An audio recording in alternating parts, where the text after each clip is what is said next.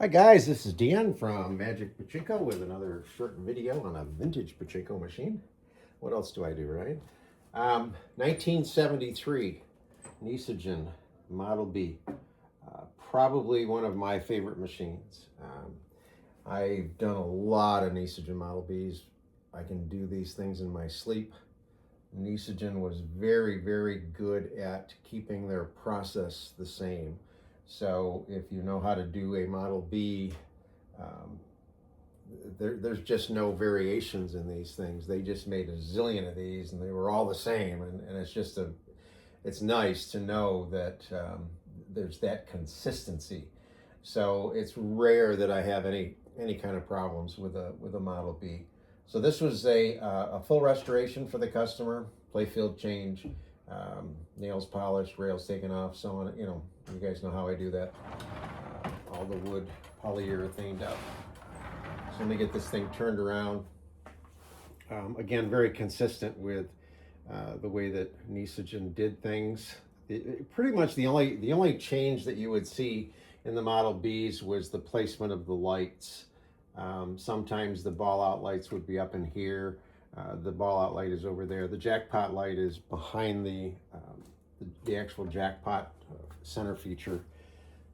There's not a heck of a lot that is different with these things. So saw a nice uptick in the YouTube channel and the hits on the web page. Really appreciate it. Keep it coming. Keep the comments coming. Love it. I want to give a quick shout out to Paul Vizovich.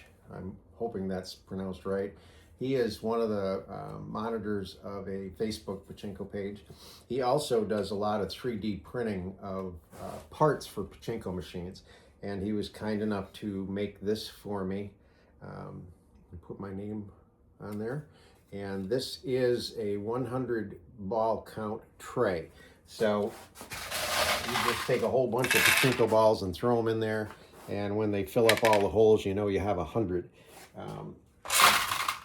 The way that I used it, there are times when I buy Pachinko balls in bulk, the bags break open and you have to recount them. And usually I weight count them, but that'll be another way I can count them. But one of the interesting things that I wanted to do is when I got this machine ready to play, I put 100 balls in here, and 100 balls go through the system and stop about here. In other words, they fill this up, and go down into the jackpot. It is not enough balls to make the machine playable because it doesn't back up to the point where it pushes this down and opens the gate, turns the ball out light. So I put a second tray of 100 in, and that backed the balls up to the point where they were starting to stay in the upper hopper. That is what I would consider to be the bare minimum. We always tell people put 500 balls in. I put 500 in, and this tray still had room. So 600-700 easily in the machine, okay? So with that said, let's get this thing loaded up and ready to play. First thing you want to do on this machine is set the dump lock. So I have it marked in red. There's two metal pieces that each piece is red, and there's a little red arrow pushing this way. So you just grab the lower piece and push over, and it latches these two pieces together. Let me go in like this. These two pieces right here. When they're open, they look like that. And when they're closed, they look like that. Now, when they're closed, it creates a situation where these L pieces only can go this far this way. So there's another piece to this L that creates a bridge and lets the balls run across and go into the jackpot area. When this is released, you'll notice the L's swing way up, and now the other part of the L is here, and the balls will dump and go down this tube and out of the machine. So that's what's called the ball dump. And you want to make sure that that is locked before you get ready to load your machine up. Second thing you want to do is get your power hooked up. So you're going to plug the 12 volt into the wall and just plug the 12 volt into the pigtail. When you do that, the ball out light will come on. It's controlled right here by this leaf switch.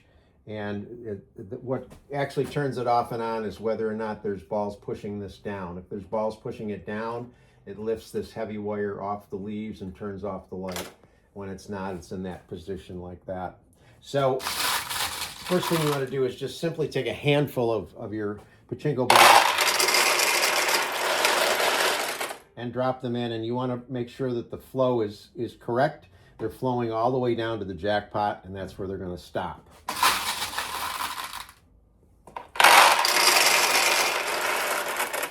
So that was probably about 100 balls or so.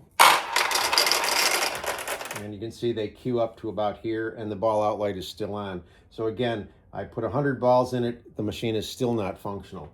So once you get to this point, you can just load it right up. And you just want to save some balls to get started. Now you notice the balls have pushed this down, lifted up off of the ball out light switch. It also changes the position of this rod assembly and lifts up on this. And what that does is it opens a gate in the front and allows balls to go onto the launch ramp. This is going to go down here. You need something that's wide enough to catch the ball that exits here. The winning ball is going to exit out of this chute, and the losing balls exit out of this chute. In the parlors, they would have just fallen out into a trough. But for home use, you do need something to catch the balls. I just put that there so this doesn't tip over. The last thing you want to do is make sure that your seesaw is in the correct position. And again, I'm going to move in a little bit. The seesaw, this is the seesaw chamber, and the white plastic is the seesaw. Right now it is in the right position. It's tipped with the right end up and the left end down, not this way. If you do see the seesaw tipped this way, again, there's another red arrow here. There's a little push rod. You simply push up and it'll tip the seesaw up. Very, very important that you set that the right way before you attempt to actually use the machine. So we're properly loaded on the back side. Swing it around. And now you just need to have a handful of balls to get started. The balls will feed down in. You can look through the little window there and see the balls getting ready to go. Again, if there weren't enough balls in there, the ball out light would be on and it would be shining through the red plastic over here, and there'd be a flag in this window.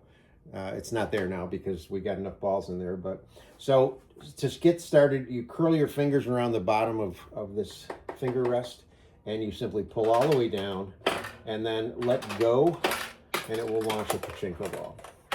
All the way down and let go.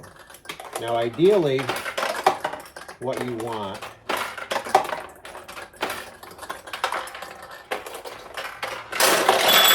okay, so there's our first win. You saw the jackpot area light up. Ideally, you want the balls to drop down through the center. They'll go down through this system and open the tulips and open the side tulips. When the tulips are open, it's a much larger target, so it's easier to hit. Now, watch when I push it all the way down and let go. It does go all the way over to the left-hand side. It'll hit the bumper, but it's hitting the bumper relatively gently. There is a spring tension adjust on the back side. You don't want the ball to be coming around and slamming into that bumper. So if I go all the way down and let go,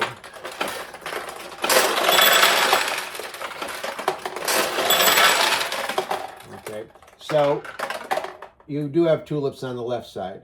So how do you get the ball to drop on this side? Well, it's easy. You still want to go all the way down, because what that does is it ensures that you're going to get a ball onto the launch ramp. But then before you let it roll off your thumb, you simply let off just a little and then let go, and it will go down the left side. And you'll get so that you can control which side the ball goes down, left or right, by the amount of force before you let go. Ideally, though, you want to try to get the balls to come up into the upper area and drop down through. So this is the 1973 Nishijin Model B. Every once in a while, I I don't like plexiglass in these, but that's the way it is. I prefer glass. If there was a piece of glass in there, you wouldn't have seen the ball get hung up between the plexiglass and the nails. These are tipped back just ever so slightly to help with that, but I won't ship a machine with glass in it. I've had bad luck. So that's the 1973 Nishijin Model B, again, one of my favorite machines. Hope you like it.